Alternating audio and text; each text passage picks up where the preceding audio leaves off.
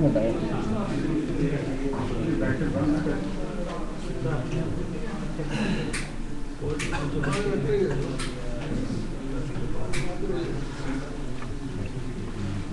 بھی ٹائم ہو گیا.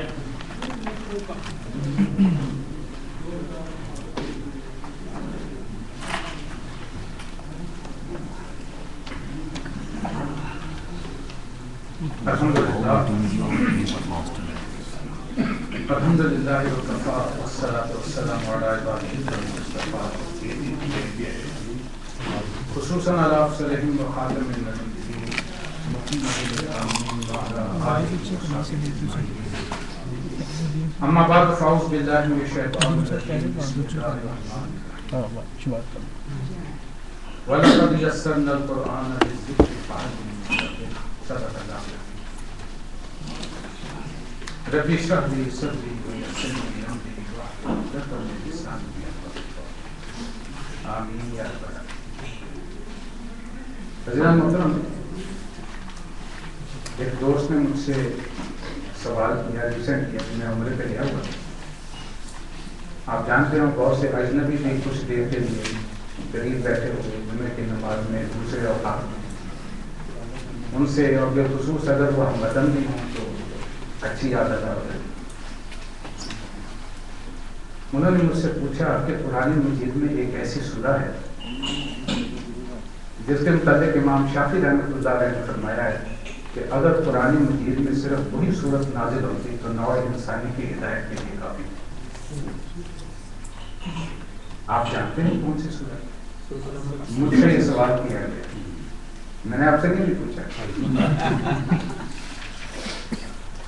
مجھے یقین ہے انشاءاللہ حسن ظن آپ میں سے کثیر دوستوں کو معلوم ہوگا کہ یہ سورہ والعصر ہے. انہوں نے یہ جواب دیا. پھر انہوں نے دوسرا سوال کیا، نبی اکرم صلی اللہ علیہ وسلم کے صحابہ دو جب آپس میں ملتے تھے وہ اس وقت تک آپس میں جدا نہیں ہوتے تھے جب تک کہ ایک دوسرے کو سورہ والعصر نہ سنا. پھر وہ ایک دوسرے کو سلام کرتے پھر جدا ہوتے. میں نے کہا کہ میں نے یہ حدیث پڑھی بھی ہے، الحمدللہ سنی بھی ہے. پھر میرا ان سے تعارف ہوا کہ میں تنظیم اسلامی سے میرا تعلق ہے. لیکن انہوں نے اس سوال کے بعد جو بات کہی میرے لیے وہ آئندہ کے لیے لائحہ عمل بھی تھی، اور اس کے ساتھ ساتھ مجھے تھوڑا سا اپنے طرز عمل پہ کچھ افسوس رہا اس اعتبار سے کہ ہماری تنظیم ڈاکٹر صاحب رحمۃ اللہ علیہ کا جو بنیادی فکر ہے وہ قرآن مجید کا جو منتخب نصاب ہے اس میں وہ نمودار ہو کے ہمارے سامنے آتا ہے. بنیادی فکر سارا اس میں بیان کر دیا، اور اس سارے فکر کی بنیاد سورہ والعصر ہے. منتخب نصاب جو مرتب کیا گیا اس کی اساس اور بنیاد جو ہے وہ سورہ والعصر ہے. لیکن اس سنت کے اعتبار سے سنت صحابہ کہتے ہیں کہ جب بھی آپس میں ملنا سورہ والعصر کے حوالے سے وہ یادداشت سامنے رکھنا جو ہمارا مستقبل ہے، نسب العین ہے. اور انہوں نے یہ بات پھر بڑے زور سے کہی، زور دے کر کے کہی، تاکید کے ساتھ کہ آئندہ سے آپ اپنا یہ دائرہ عمل بنائیے کہ جب بھی دوست احباب سے ملاقات ہو تو انہیں سورہ والعصر ضرور یاد کریں، ان کے سامنے ضرور پڑھیں. والعصر ان الانسان لفی خسر. آپ میں سے کوئی بتائے گا والعصر کے کیا معنی ہے؟ زمانے کی قسم. لفی ترجمہ والعصر قسم ہے زمانے کی یا عصر کی، اس لیے زمان اور عصر میں کوئی بڑا زمین آسمان کا فرق ہے. زمان بھی عربی زبان کا لفظ ہے، عصر بھی عربی زبان کا لفظ ہے، اور ایک زبان کے دو الفاظ کبھی ہم معنی نہیں ہوا کرتے. کچھ فرق ہوتا ہے تو الفاظ مرتب کی جائیں، اور تیسرا لفظ دہر بھی استعمال ہوتا ہے. اس کا بھی عام طور پہ ترجمہ ہم زمانہ کر دیتے ہیں، اس لیے کہ ہمارے پاس اردو میں زیادہ تر لفظ جو اس زیر استعمال رہتا ہے وہ زمانہ ہے. ہم تینوں الفاظ کا ترجمہ زمانہ کر دیتے ہیں. زمانے کا ترجمہ بھی زمانہ، عصر کا ترجمہ بھی زمانہ، دہر کا ترجمہ بھی زمانہ. لیکن تینوں میں ایک باریک فرق ہے جو میں انشاءاللہ بھی آپ کے خدمت میں عرض کروں. والعصر قسم ہے زمانے کی، اور یہ قسم کھا کے موسوم ملے کیا ہے؟ ان الانسان لفی خسر. انہ کس لیے آتا ہے؟ تاکید کے. ماشاءاللہ کافی آپ فیملیئر ہیں ان الفاظ سے. بے شک یا یقیناً. یہ عام طور پہ پرانے زمانے کا ترجمہ ہوتا تھا تحقیق.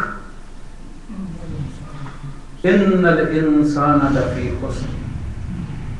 الانسان ہے یہاں. یقیناً بے شک تحقیق انسان خسارے میں ہے.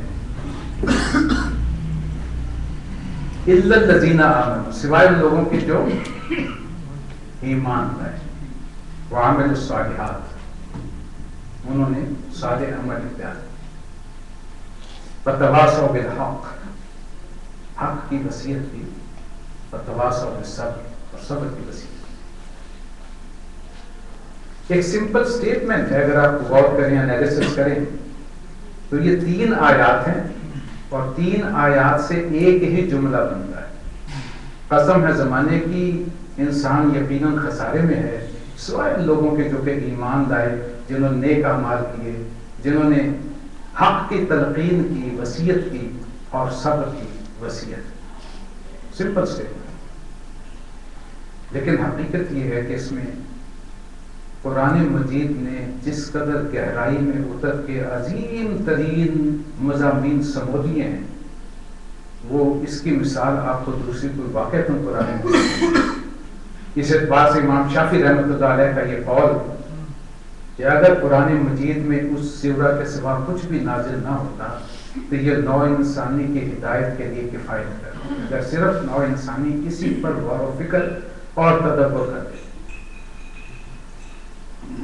اب ذرا غور کیجیے، ایک سوال میں اور آپ سے کرتا ہوں.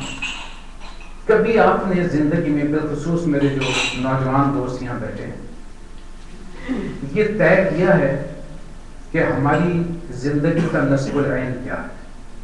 مقصد کیا ہے میری زندگی؟ کوئی دوست ہاتھ کھڑا کرے جس نے اپنی زندگی کا مقصد متعین کیا ہو کہ میں یہ زندگی گزارنے چلا ہوں، میں ہوش و حواس میں آیا ہوں، میں بلوغت کو پہنچا ہوں، میں نے اپنی زندگی میں یہ اچیو کرنا ہے، یہ حاصل کرنا ہے. جی جی جنت کا اصول آپ نے یہ طے کیا ہے؟ آپ کیا، پہلے تو نہیں تھا.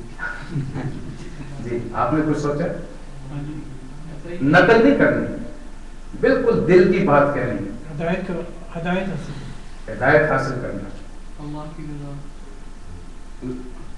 جی اللہ کو آپ کی اور ہماری تو گزر چکی ہے. نصب العین تو حقیقی طور پہ نوجوانوں کو طے کرنا ہے، جن کے سامنے اپنی زندگی، اگر چاہے کچھ پتہ نہیں ہو سکتا ہے میری زندگی لمبی ہو، کسی کی کم ہو، یا کسی کی بہت زیادہ ہو، میری بہت کم. کوئی شخص اپنی موت سے آگاہی تو نہیں رکھتا کل، لیکن ایک یقینی شے جو اس روئے زمین پر سب سے زیادہ یقینی، وہ موت. کل نفس ذائقۃ الموت. کوئی ایسا شخص نہیں ہے جو کہ موت کا منکر ہو. اس وعدے سے عمومی طور پر ہم جو اپنا نصب العین طے کرتے ہیں وہ دنیا کی کامیابی ہے. بہت کم لوگ ہوں گے جو آخرت کو اپنا نصب العین بنائیں. جیسے ندیم صاحب نے صاف کہا کہ اب طے کیا ہے، پہلے نہیں تھا. اس لیے ہم جب بھی اپنے ہوش و حواس میں آتے ہیں تو وہی ماحول جو ہمارے یہاں چل رہا ہے اس کو مد نظر رکھتے ہوئے ہم یہ طے کرتے ہیں کہ میں نے ڈاکٹر بننا ہے، انجینئر بننا ہے، میں نے یہ ٹارگٹ اپنی زندگی کا رکھا ہے، یہ اچیو کرنا ہے. لیکن کیا واقعتاً یہ اچیومنٹ نصب العین ہونی چاہیے؟ یہ ایک بہت بڑا سوالیہ نشان. اور بے مقصد زندگی یاد رکھیے وہ کوئی زندگی نہیں. زندگی با مقصد ہونی چاہیے. اور بالخصوص اب ایک عام انسان کے چھوڑ کے آپ ذرا غور کیجیے کہ انسان ہونے کے ساتھ ساتھ مسلمان بھی ہونا،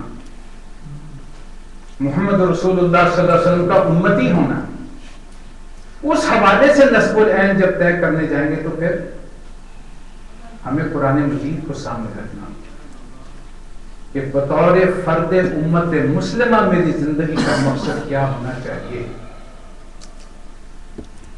قرآن مجید نے ہمیں امت خیر کہا ہے، کنتم خیر امت اخرجت للناس،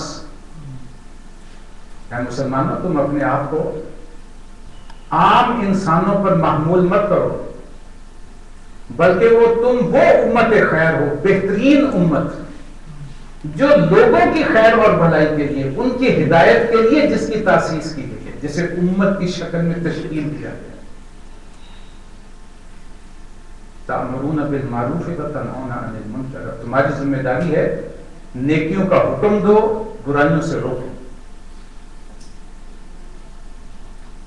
آپ کو یاد ہوگا جب تحویل قبلہ ہوئی ہے تو ایک بہت بڑا سوالیہ نشان وہاں یہود نے کھڑا کر دیا۔ 16 مہینے تک بیت المقدس کی طرف رخ کر کے نمازیں پڑھتے رہے، اب رخ جو کعبۃ اللہ کی طرف کر لیا، وہ نمازیں گویا غلط ہی پڑھتے۔ جو لوگ اس دوران فوت ہو گئے کیا ان کی نمازیں ضائع ہو گئی؟ اللہ تبارک و تعالیٰ نے دوسرے سپارے کے آغاز میں مسلمانوں کو تسلی دی، وہ بھی اللہ کا حکم تھا، یہ بھی اللہ کا حکم، وہ بھی اللہ کو قبول، یہ بھی اللہ کو قبول، لیکن کیا تم نے یہ سمجھ لیا کہ محض رخ کا پھیر لینا ہے قبلہ کی طرف؟ نہیں، ایسا نہیں،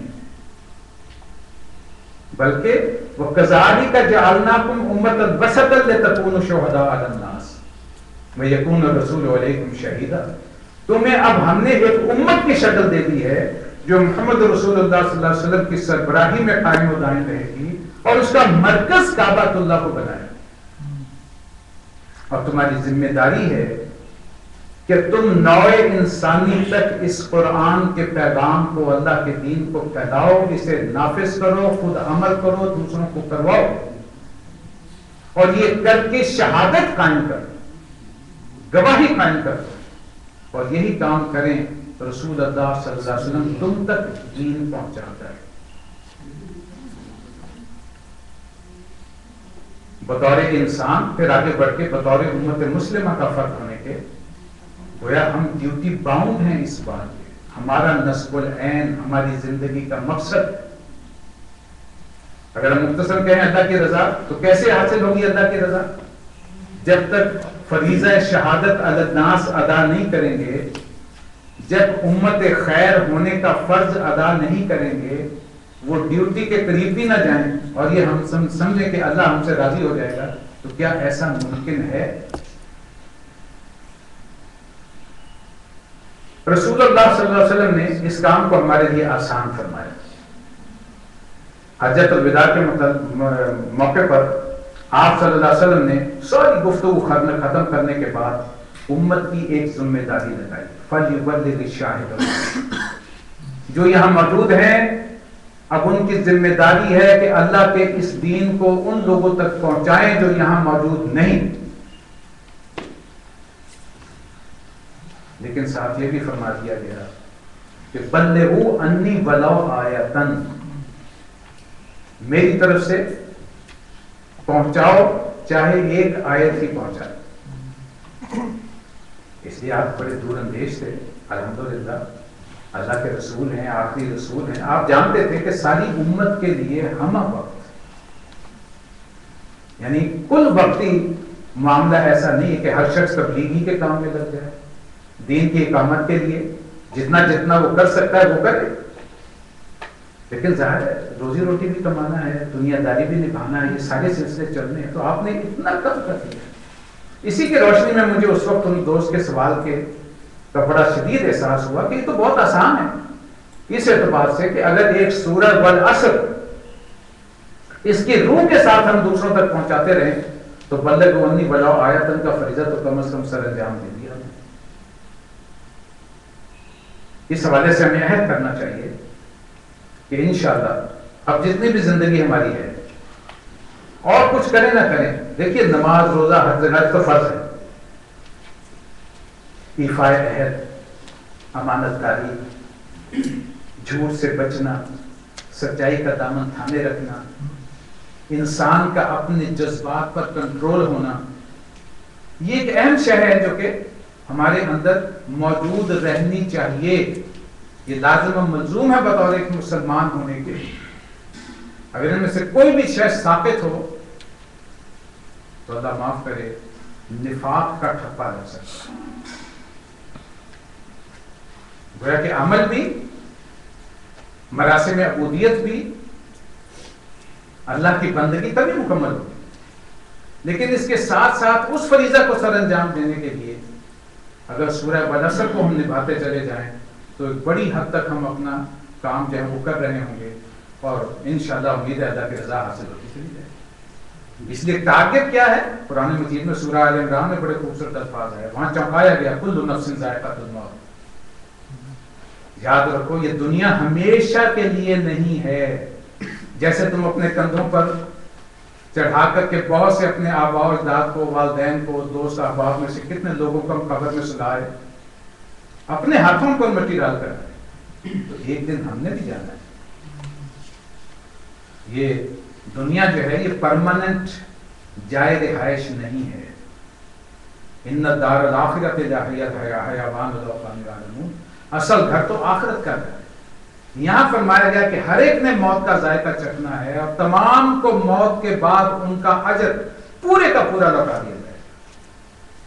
اور پھر رزلٹ کیا ہے؟ وہ الفاظ ہیں جو میں آپ کو سنانا چاہ رہا تھا. فمن زحزح عن النار وادخل الجنہ فقد فاز. جو بچا لیا گیا یا دور رکھا گیا جہنم کی آگ سے اور داخل کر دیا گیا جنت میں, وہ سمجھے کہ میں کامیاب ہو گیا. یہ ہے کامیابی, اصل کامیابی. دنیا میں آپ نے عیش و آرام کر لیا, یہ کامیابی نہیں ہے. وَمَا الْحَيَاةُ الدُّنْيَا إِلَّا مَتَاعُ الْغُرُورِ. اور جان لو کہ رہ گئی دنیا کی زندگی تو یہ فریب ہے, دھوکہ ہے تمہاری نگاہوں کے ساتھ. گویا کہ اسی کے دیوانے ہو کے نہ رہ جانا. ایک بڑی پیاری حدیث آئی ہے, بخاری اور مسلم متفقن علیہ روایت ہے. اس میں ایک نقشہ کھینچ دیا گیا. فرمایا کہ قیامت کے دن نبی اکرم صلی اللہ علیہ وسلم فرماتے ہیں ایک شخص جو جہنمی ہے اور دنیا کی زندگی میں وہ سب سے زیادہ, دنیا میں جتنے انسان ہوئے آدم سے لے کے آخری انسان تک, ان میں سب سے زیادہ عیش آرام موج اس نے دنیا کی زندگی میں سب سے زیادہ ٹاپ لسٹ پہ تھا. لیکن فیصلہ اس کا جہنم کا ہو گیا. اسے جہنم میں ایک غوطہ دیا جائے, وہ غوطہ دے کے نکالا جائے گا, اور اللہ رب العزت سے سوال کریں گے کہ اے میرے بندے ذرا بتا, کبھی عیش و آرام بھی دیکھا ہے؟ وہ چیخے گا, چلائے گا, فریادیں کرے گا اور کہے گا مولا میں نے تو کبھی زندگی میں آرام کا نام بھی نہیں سنا. عیش و آرام کرنا تو بہت دور کی بات. اور ایک وہ شخص جو تمام زندگی میں پورے انسانوں میں نہایت غربت, اسرت, تکلیف کے ساتھ زندگی گزار کے گیا, اسے جنت میں سے ایک چکر لگوا کر کے, ایک جھلک اسے دکھلا کر کے لایا جائے گا, اور اس سے سوال کیا جائے گا میرے بندے بتا تو صحیح کبھی تکلیف بھی دیکھی ہے, دکھ بھی زندگی میں آیا ہے, پریشانی بھی دیکھی ہے؟ کہتا مولا میں تو ہمیشہ عیش ہی دیکھی. ایک جھلک جنت کی, اس کا یہ اثر. وہ جو سورہ حشر میں فرمایا گیا لا یستوی اصحاب النار و اصحاب الجنہ, اصحاب الجنت هم الفائزون. بڑا زور ہے ان الفاظ میں. اصل فوز و فلاح پانے والے کامیاب وہ تو اصحاب جنت ہیں. اور انہیں برابر نہ سمجھ لینا یہ دنیا داری کی طرح کہ ایک فرسٹ ڈویژن میں آ گیا, ایک تھرڈ ڈویژن میں آ گیا, یا ایک پاس ہوا, ایک فیل ہوا. فیل ہونے والے کے لیے پھر بھی چانس ہوتا ہے کہ امتحان دے دے. نہیں, وہ تو آخرت کا فیصلہ اور ہمیشہ کے لیے پھر فیصلہ. جو وہاں کامیاب ہوگا وہ ہے اصل کامیابی. تو ہمیں اپنا نصب العین کیا بنانا چاہیے؟ آخرت کی کامیابی. اور سب سے زیادہ خسارے میں کون ہے؟ ان الانسان لفی خسر. اب ذرا ان آیات کو اس طرح فٹ کر کے دیکھیں. والعصر, یہ اصل میں جو ہے ایک روانگی ہے، وہ ٹائم جو کہ سیریل ٹائم ہے، کنٹینیوس چل رہا ہے. ہمارے نزدیک ماضی بھی ہے، حال بھی ہے، مستقبل بھی ہے. ذرا اللہ تبارک و تعالیٰ کے نزدیک دیکھیے، کوئی ماضی حال فعل کی کوئی کیفیت ہے؟ اللہ کے لیے تو جب سے کائنات اس نے تشکیل فرمائی ہمارے نالج کے مطابق، ویسے اللہ کا علم کتنا کس کس شے پر محیط ہے اس کا کوئی اندازہ ہم نہیں کر سکتے، لیکن اگر اپنے لیول پر ہم غور کریں تو جیسے اس نے فرمایا کہ عالم الغیب والشہادہ، وہ غیب کا بھی جاننے والا، حاضر کا بھی جاننے والا، یہ ہمارے لیے الفاظ استعمال کیے گئے. اللہ کے لیے تو وہ غیب نہیں ہے، اس کے لیے تو ہر آن ہر شے شہادہ کے درجے میں. تو لہٰذا اس کے لیے نہ تو کوئی ماضی ہے، نہ حال ہے، نہ مستقبل ہے، یہ ہمارے لیے. اب انسانوں میں آدم سے لے کے آخری انسان تک دنیا کی پورا معاملہ جو ہے، اب تاریخ انسانی کن کن ادوار سے گزر کے آج ہم کہاں پہنچے ہیں. اگر ہم ہسٹری کا مطالعہ کریں، کتنے یہاں سے فرائض گزرے، کتنے نماردہ گزرے، کتنے کتنے تکبر والے سر جو تھے، آج وہ تہ خاک کس کیفیت میں ہے ہم اس کا تصور بھی نہیں کر سکتے. بڑے بڑے فرائض کی لاشیں ممی کی شکل میں مڑی ہوئی عجائب گھروں کی زینت بنی ہوئی ہیں. وہ لوگ جن کے سامنے کوئی گفتگو کرنے کی جرت نہیں کرتا ہو، لوگ جن کا نام سن کے کپ کپاتے ہوئے. لیکن آج کہاں ہے؟ مٹے نامیوں کے نشان کیسے کیسے. لیکن ذرا غور کیجیے، کیا وہ لوگ جو اس شکل میں ہیں کیا وہ کامیاب کہلائیں گے آج؟ اپنے زمانے میں تو کہتے ہوں گے کہ بادشاہ ہے، اس سے زیادہ کامیاب کون ہوگا. آج بھی کسی ملک کا کوئی صدر ہے، وزیر اعظم ہے، بادشاہ، بظاہر تو ہم کہتے ہیں کہ سب سے زیادہ کامیاب دنیاوی اعتبار سے، جس کے پاس اقتدار آ گیا ہے، سارے اختیارات اس کے ہاتھ میں مرچ ہو گئے. لیکن کیا واقعتاً وہ کامیاب ہے؟ کہ دنیا کی کرسی کا حال کیا ہوتا ہے؟ آپ دیکھ رہے ہیں آج کل ہمارے ہاں جو اس پوری دنیا میں جو کچھ ہو رہا ہے، کتنے بادشاہ اور شہنشاہ آپ نے دیکھے کہ انہی چند دنوں میں ہمارے سامنے وہ عدالتوں کے کٹہرے میں، جیل کی سلاخوں کے پیچھے، تختہ دار پر نظر آئے کہ نہیں آئے؟ اللہ تبارک تعالیٰ برے انجام سے، برے وقت سے سب کو محفوظ فرمائے. لیکن اللہ دنیا میں دکھاتا ہے کہ دیکھو، تکبر کرنے والے کے لیے سروے زمین پر اللہ جب چاہتا ہے اسے تہے خاک کر کے ایک مثال بنا کے سامنے، عبرت بنا کے سامنے رکھ دیتا ہے. کبریائی زیبا دیتی ہے صرف اور صرف اللہ تبارک و تعالیٰ کی ذات. دنیا میں حکمران بھی وہی کامیاب ہے اللہ کی نظر میں، بالخصوص جو حکمران ہوتے ہوئے بھی، مقتدر اعلیٰ دنیا کے اعتبار سے ہوتے ہوئے بھی اللہ تبارک و تعالیٰ کے اقتدار کو تسلیم کرے اور اس کے مطابق فیصلے کرے. حدیث مبارکہ میں وہ 7 اشخاص کا ذکر کیا گیا کہ قیامت کے دن جب کسی شے کا کوئی سایہ نہیں ہوگا، 7 قسم کے انسان وہ ہوں گے جو اللہ تبارک و تعالیٰ کے عرش کے سائے میں ہوں گے. ان میں سر فہرست کون ہے؟ عادل حکمران.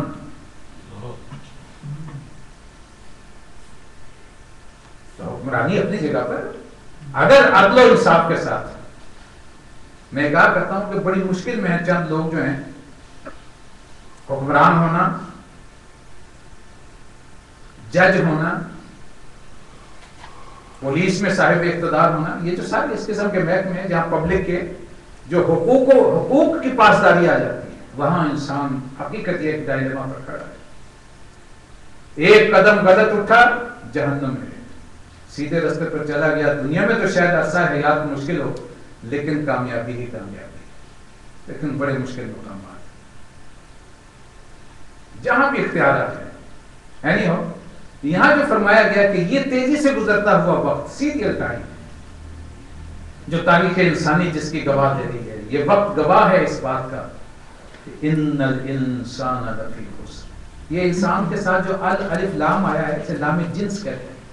اب انشاءاللہ پر بھی پڑھیں گے، اس میں بہت ساری چیزیں اجاگر ہو کے آپ کے سامنے آئیں گی.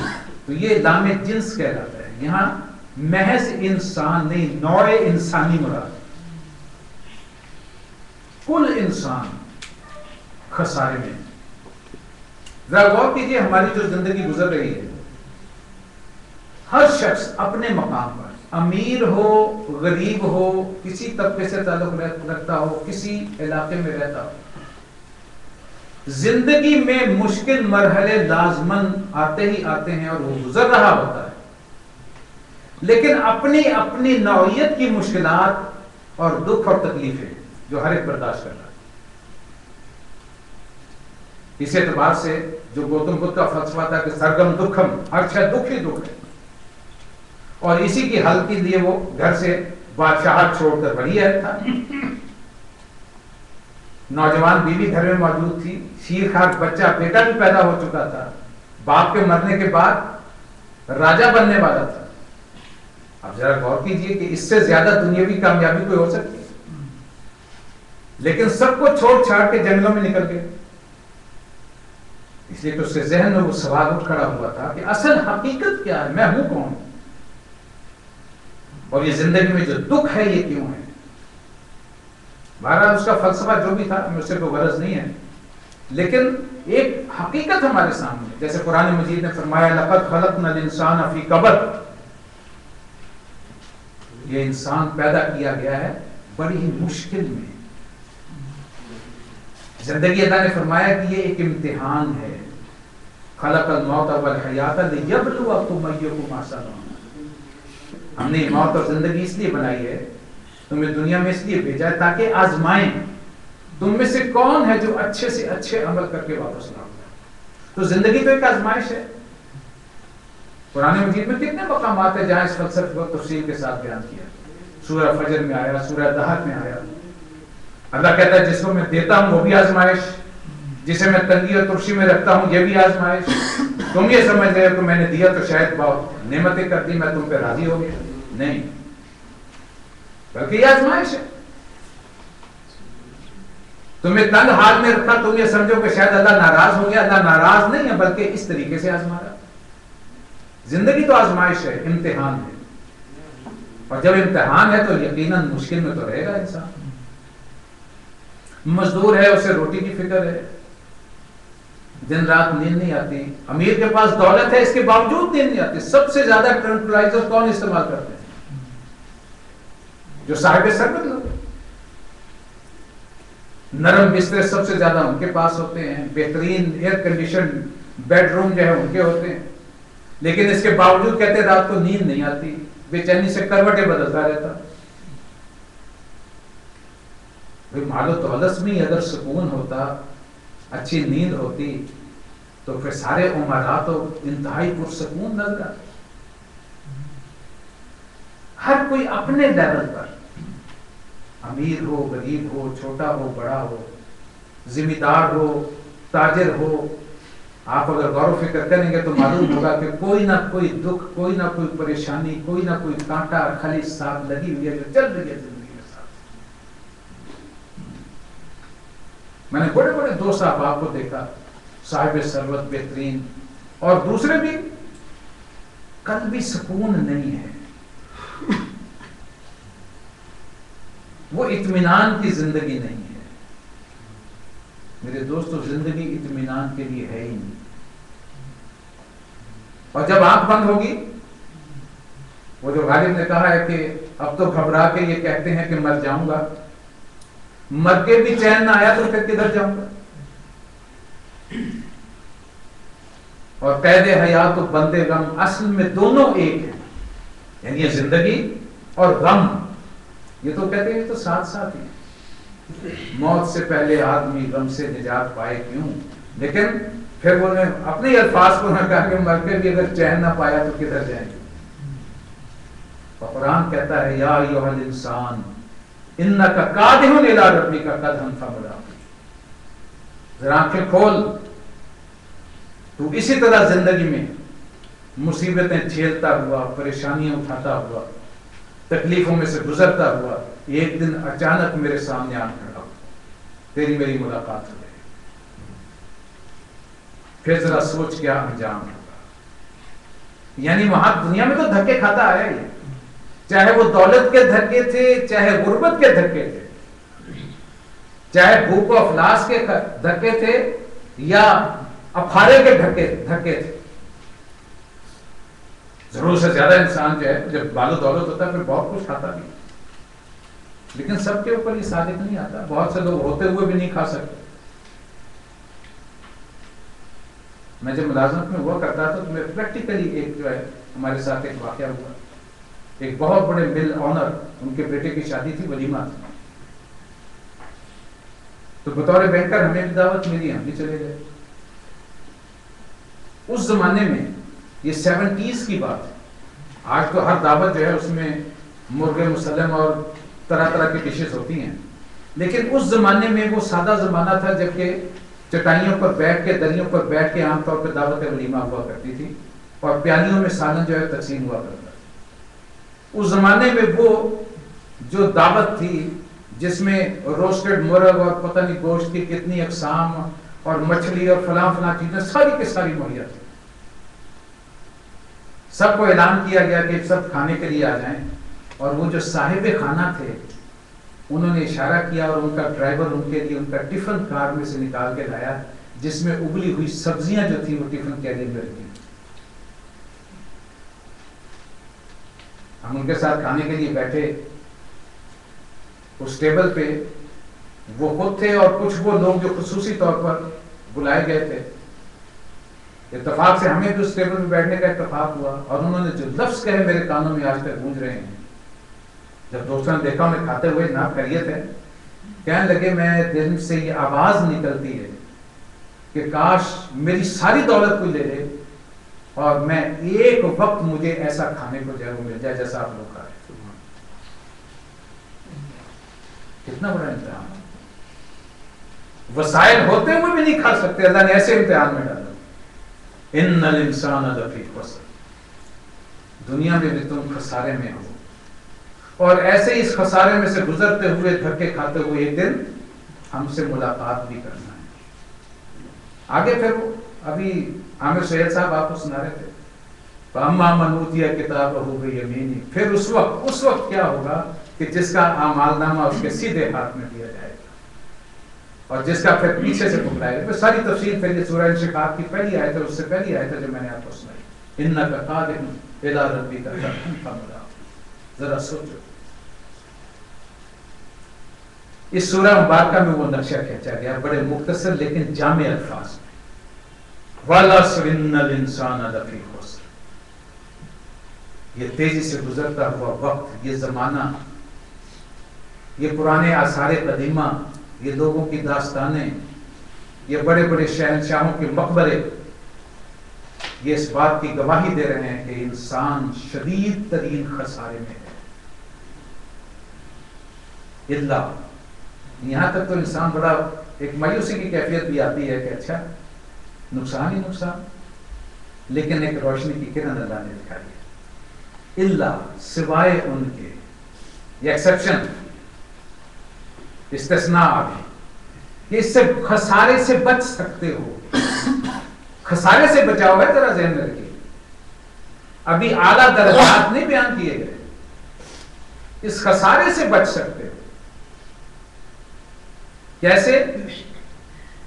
इल्ला लजीना आमन, ईमान होना चाहिए, वामिल सालिहात, साले अमल, तवासौ बिल हक, हक की वसीयत, तवासौ बिल सब्र, सब्र की वसीयत। 4 चीजें शामिल की गई इस्तिस्ना और इस तरीके से की गई, बिल्कुल साथ जोड़ दी गई कि आप किसी को साकित नहीं कर सकते। ईमान है, अमल साले है, तवासी बिल हक है, तवासी बिल सब्र नहीं है, बात मुकम्मल नहीं होगी। ईमान साकित कर दे, अमल साले भी हो, तवासी बिल हक भी हो, तवासी बिल सब्र भी हो, लेकिन ईमान नहीं है। बल्कि अगर मैं यूं कहूं कि 2 जोड़ों में इसे तकसीम कर लें, ईमान और अमल साले, तवासी बिल हक और तवासी बिल सब्र। ईमान किसे कहते हैं?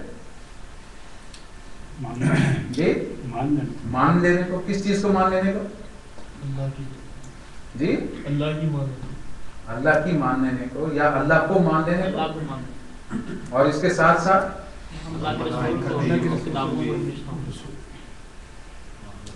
دیکھیے اصل میں ایمان نام ہے ان حقائق کا ماننا جو بذریعہ وحی اور بذریعہ اللہ کے رسول ہمارے سامنے آئے، ان کی تصدیق کرنے کا، اس کو ماننے کا نام ایمان۔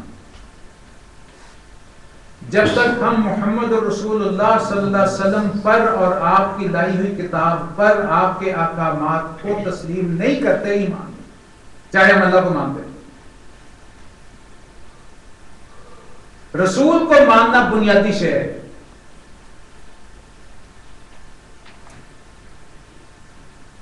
اور اس زمانے میں بالخصوص محمد رسول اللہ صلی اللہ علیہ وسلم، اگر کوئی شخص آج کا یہودی جو ہے وہ توحید پر بھی ایمان رکھتا ہے، آخرت کو بھی مانتا ہے، موسیٰ علیہ السلام کو بھی مانتا ہے، ابراہیم علیہ السلام کا تو وہ دیوانہ ہے، انہیں بھی مانتا ہے، اور اس سے پہلے تمام انبیاء اور رسولوں پر ایمان رکھتا ہے، لیکن وہ کہتا ہے کہ میں نہیں مانتا عیسیٰ علیہ السلام، میں نہیں مانتا محمد رسول اللہ صلی اللہ علیہ وسلم، تو کیا وہ مومن کہلائے گا؟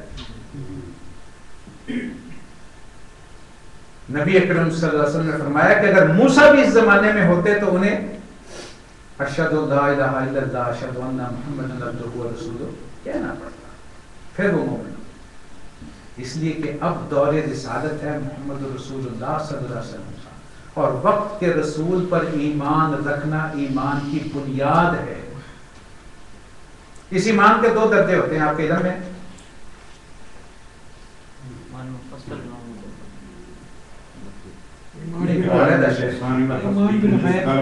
اقرار باللسان تصدیق بالقلب، زبان سے اقرار کرنا اس بات کا کہ اللہ کے سوا کوئی معبود نہیں اور محمد رسول اللہ صلی اللہ علیہ وسلم اللہ کے آخری نبی اور رسول ہیں، اس بات کا زبان سے اقرار اور اعلان، یہ ہے اقرار باللسان، اور اس بات پر یقین ہونا،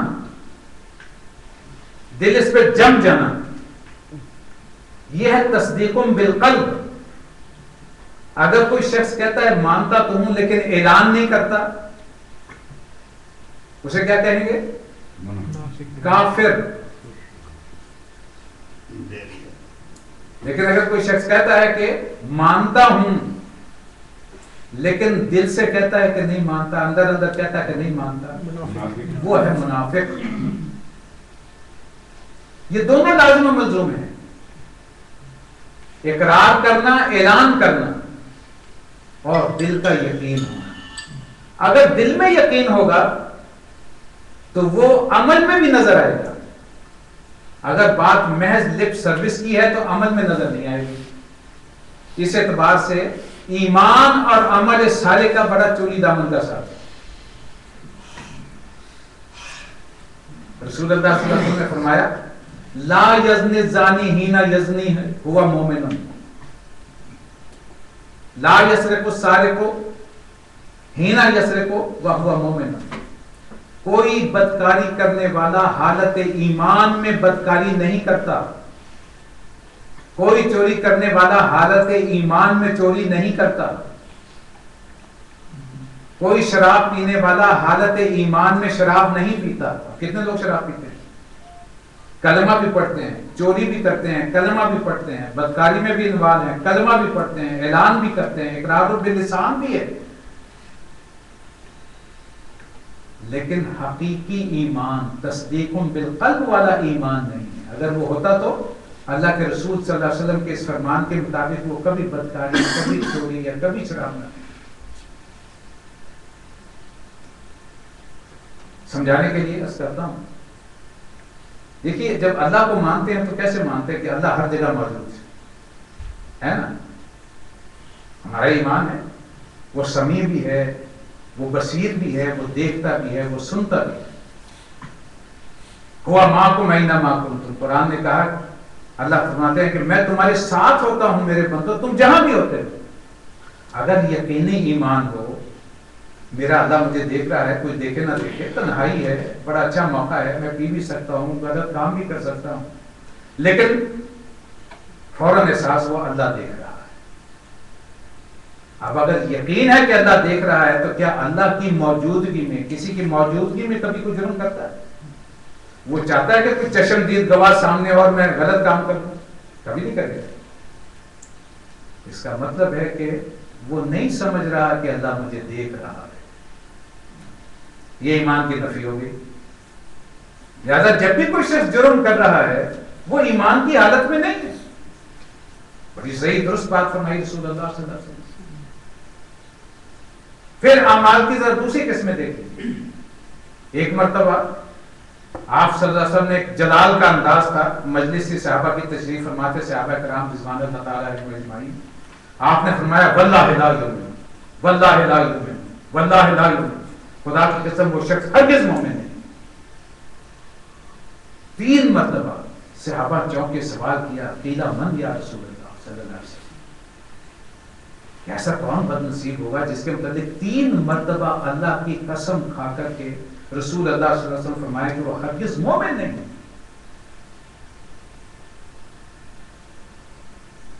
کون نکلا؟ اللہ جی لا یامن جارہ بوائقہ، جس کا پڑوسی اس کے ساتھ رہتے ہوئے حالت امن میں نہیں ہے، اس کے شر سے محفوظ نہیں۔ کتنی چھوٹی سی بات ہے بظاہر، پڑوسی کے حقوق میں اگر پڑوسی آپ سے تنگ ہے تو رسول اللہ صلی اللہ علیہ وسلم ایمان کی نفی کا اعلان فرما رہے ہیں اور اللہ کی قسم کا یہ انداز۔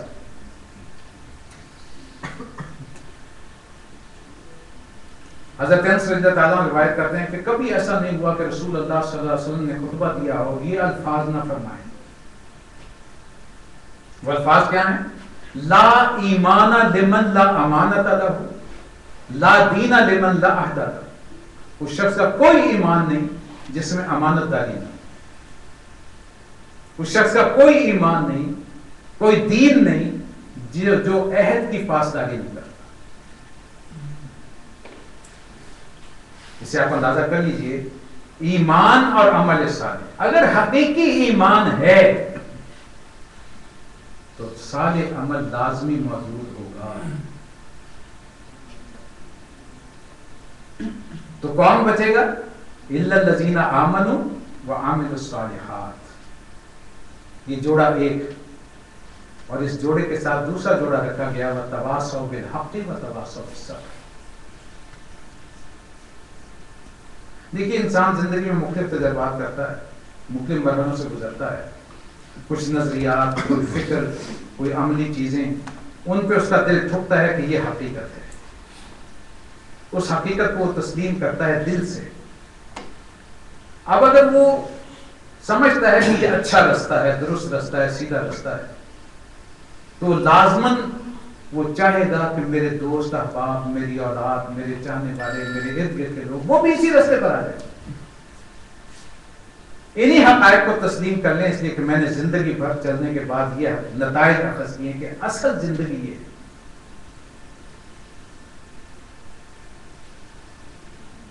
جیسے حدیث میں ایک الفاظ آئے کہ مومن کی شان تو یہ ہے کہ وہ جو کچھ اپنے لیے پسند کرتا ہے اپنے مومن بھائی کے لیے بھی وہی پسند کرتا ہے۔ تو اس بات سے اگر اللہ کا دین مجھے حاصل ہوا تو مجھے چاہیے کہ میں اسے دوسروں تک، اپنے عزیز و اقارب، اپنے دوست احباب ان تک پہنچاؤں۔ حق کی تلقین، اور لفظ ہے تواصو، ہمارے یہاں لفظ وصیت ہوتی ہے۔ وصیت عام طور پہ ہم استعمال کرتے ہیں اس شخص کے لیے جو اس دنیا سے رخصت ہو رہا ہو، اور اس وقت وہ جو اپنے احباب کو تلقین کرتا ہے کہ میرے بعد یہ کرنا، یہ نہ کرنا، اس طرح تقسیم کر لینا جائیداد کی، اس طرح یہ معاملہ کر لینا، وہ وصیت ہوتی ہے۔ اس وصیت میں تاکید ہوتی ہے، وہ آخری الفاظ گنے جاتے ہیں کہ مرنے والے کی وصیت یہ تھی، اور اسے بڑی تقدیس کے ساتھ، تقدس کے ساتھ اس پہ عمل کیا جاتا ہے۔ یہاں وہ لفظ لایا گیا ہے تواصوا بالحق، حق کی تاکید، حق کی تلقین، اور اسی میں ایک روح ہے باہم مل جل کے کام کرنے۔ جب آپ عربی میں آگے بڑھیں گے تو جب یہ الفاظ آپ کو سکھائے جائیں گے تو آپ کو معلوم ہوگا کہ ایک مخصوص باب ہے جس کے ذریعے سے یہ الفاظ ہیں، اور اس میں یہ دونوں روح جو ہے وہ موجود ہے۔ کسی کام کو انتہائی اہتمام کے ساتھ کرنا اور باہم مل جل کر کرنا۔ تواصوا بالحق، حق کی وصیت باہم مل جل کر تلقین. اور ظاہر ہے کہ جب حق بات ہوتی ہے، جیسے عربی زبان کا مقولہ ہے کہ الحق و مرن، سچ بڑا کڑوا ہوتا ہے. سچی بات، کسی دوست نے کسی کا قرضہ دینا ہو اور آپ کے علم میں آئے اور آپ اس کو کہنے کہ چلیے نا بھائی وہ مجبور ہے، اس کے پیسے کیوں دبائے بیٹھے ہو، ادا کر دو، تمہاری ذمہ داری بھی ختم ہوگی اور بیچارہ تنگی سے جو ہے وہ ذرا آسانی میں آ جائے گا. کیوں کسی کا مال مار رہے؟ حرام خوری کوئی اچھی بات تو نہیں. لیکن ذرا غور کیجیے کہ کسی کے حق میں جب آپ سے کوئی بات چلے گی اسے پسند آئے گی. اکثر و بیشتر جواب یہ ہوتا ہے کہ تم کون ہوتے ہو چوتھے محلے سے آ کر کے ٹانگ اڑانے والے، میں جانوں اور وہ جانے. فوری طور پر ایک رد عمل سامنے آتا ہے. جب بھی حق بات کہی جائے گی، بشرطے کہ واقعتاً حق ہو، اس کا کوئی نہ کوئی رد عمل لازماً سامنے آئے. اور رد عمل سامنے آئے گا تو اس پہ صبر کا گھونٹ پینا پڑے گا. تو یہ چاروں چیزیں اگر آپ غور کریں تو بالکل آپس میں جو ہے وہ مربوط ہیں. ایمان اگر واقعی اور حقیقی ہے وہ نظر آئے گا اعمال میں، اس کے ذریعے سے صالح اعمال وجود میں. صالح عمل اگر زندگی میں ہے تو تواصی بالحق کا مرحلہ لازماً آ کر کے رہے گا. انسان چاہے گا کہ جیسے میں حق کا اور صداقت کی زندگی گزار رہا ہوں، میرے تمام آبانوں ساتھ بھی ایسی ہی زندگی گزار.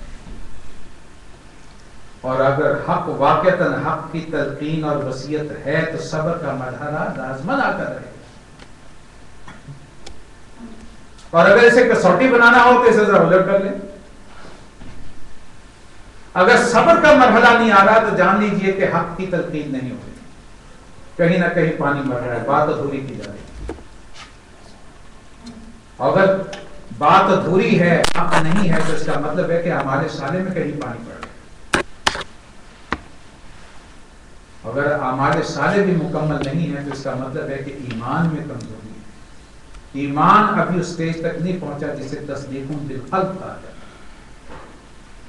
یہ وہ بنیادی سورہ ہے جس میں 4 عنوانات ہمارے سامنے آتے ہیں: ایمان، عمل صالح، تواصی بالحق، تواصی بالصبر. اور جب ہم آگے بڑھیں گے تو ہمارے اب اگلے آنے والے 3 اسباب، اس کے بعد ہمارا پہلا سبق ہوگا سورہ بقرہ کی آیت نمبر 177. اس کا عنوان ہے آیت البر، وہ آیت جس میں نیکی کی حقیقت کو بیان کیا گیا. اسی مضمون کو ایمان، عمل صالح کو وہاں مزید اجاگر کیا گیا. اس کے بعد سورہ لقمان کا دوسرا رکوع ہمارے ذہن مطالعہ ہے. اس کے بعد سورہ حامیم سجدہ کی آیات ہیں 30 تا 36، وہ ہمارے ذہن مطالعہ آئیں گی. یہ 4 اسباب، سورہ والعصر اور 3 یہ جامع اسباب ہیں جس میں ایمان، عمل صالح، تواصی بالحق اور تواصی بالصبر کے عنوان مجموعی طور پر انشاءاللہ ہمارے سامنے آئیں گے. اور اس کے بعد ایمان کے موضوع پر، پھر عمل صالح کے موضوع پر، پھر تواصی بالحق کے موضوع پر، پھر تواصی بالصبر کے موضوع پر قرآن مجید کے منتخب مقامات جو ہیں ان کا انشاءاللہ مطالعہ کریں گے. اور ہمارا آخری جو چیپٹر ہوگا مطالعے میں وہ سورہ حدید ہوگی مکمل، جس میں پھر یہ تمام اسباب جو ہیں وہ عنوانات بڑے جامع انداز میں انشاءاللہ ہمارے سامنے آ جائیں. اس کی مزید تفصیل، اب پیریڈ کا وقت ختم ہو رہا ہے، انشاءاللہ اگلے دروس میں جب ہم بیٹھیں گے تو ایک ایک کر کے مطالعہ بھی کریں گے اور مزید اسے میں مزید آپ کے سامنے انشاءاللہ واضح کرنے کی کوشش کروں گا.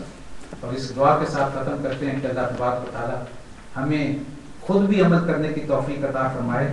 اور جیسے میں نے عرض کیا کہ میں اپنے اس دوست کے اس سوال پہ مجھے شرمندگی ہوئی کہ واقعتاً جس طرح ہمیں سے سورہ والعصر کو اپنی تنظیم کے لیول پر اپنا اوڑھنا بچھونا سمجھتے ہیں، اپنی بنیاد سمجھتے ہیں، اسی طریقے سے ہمیں اس کی تلقین اس طرح جیسے رسول اللہ صلی اللہ علیہ وسلم کے صحابہ آپس میں ملتے تھے اور اس وقت تک جدا نہیں ہوتے تھے جب تک کہ ایک دوسرے کو سورہ والعصر نہ سنا دیں اور پھر سلام کر کے جدا ہوتے تھے. تو ہمیں بھی یہ طرز عمل اختیار کرنا چاہیے. اس سے اپنا بھی فائدہ ہوگا, انشاءاللہ دوسروں کا بھی فائدہ. والعصر ان الانسان لفی خسر, بڑے سادہ سے الفاظ. جنہیں حفظ ہیں سبحان اللہ, جنہیں حفظ نہیں ہے ذرا سی کوشش کریں گے تو 3 چھوٹی چھوٹی آیت, والعصر ایک آیت, ان الانسان لفی خسر, یقیناً انسان نوع انسانی شدید ترین خسارے سے دوچار. دوسری آیت, تیسری آیت استثناء, الا الذین آمنوا وعملوا الصالحات وتواصوا بالحق وتواصوا بالصبر. اسے حفظ کیجئے اور جہاں موقع ملے, بلکہ ہر موقع پر جہاں دوست احباب ہوں, اگر چلتے چلتے میں اللہ کے رسول صلی اللہ علیہ وسلم کی سنت, آپ کے صحابہ کی سنت دہرا رہا ہوں, بڑی اچھی آیات ہیں. والعصر ان الانسان لفی خسر الا الذین آمنوا وعملوا الصالحات وتواصوا بالصبر حق وتواصوا بالصبر. یقیناً انسان خسارے سے دوچار ہے. بچ سکیں گے 4 چیزیں ہوں گی, ایمان, عمل صالح, تواصی بالحق, تواصی بالصبر. اگر ایک آدمی کو بھی سمجھ آ گئی تو رسول اللہ صلی اللہ علیہ وسلم نے حضرت علی رضی اللہ تعالیٰ کو مخاطب کرتے ہوئے کہا تھا کہ علی, تمہارے ذریعے سے اگر ایک انسان ایمان کی طرف آ گیا, ایک بھی شخص ایمان لے آیا, تو وہ سرخ اونٹوں کے سرخ ریوڑوں سے زیادہ تمہارے لیے. اللہ تبارک و تعالیٰ ہمیں توفیق عطا فرمائے. جڑے لوگ بیٹھے نا انہاں دا مسئلہ ہے ایو ہی آخرت دا, مگر یہ بھی کہ ایک شیطان جو ہے نا اتوں نکلا گے نا انہیں جناب رستے چینج کرا دیں. اس بات کے کوئی آئے نا کہ اس نسبت سے بس جتنے شیطان دا چوک لگن دا اندیشہ ہوئے نا اتنے فوری طور پہ لا حول ولا قوت